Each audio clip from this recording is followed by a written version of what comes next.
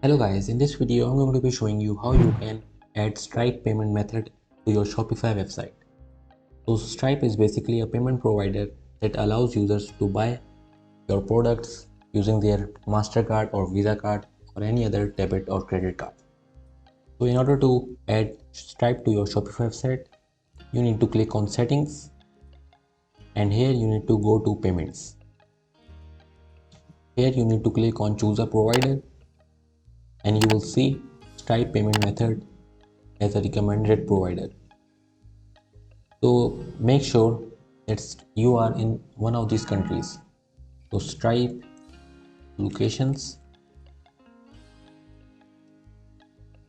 find Stripe in your country. So here you will see that all of the countries where Stripe is accessible. So make sure that you are available in one of these countries. Otherwise you won't see a Stripe option in there. So if you are in the available countries, then you need to click on setup Stripe. And this will open a new window where you will need to log in to your Stripe account.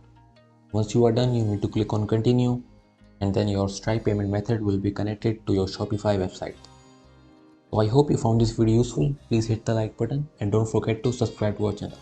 And I will see you in the next one.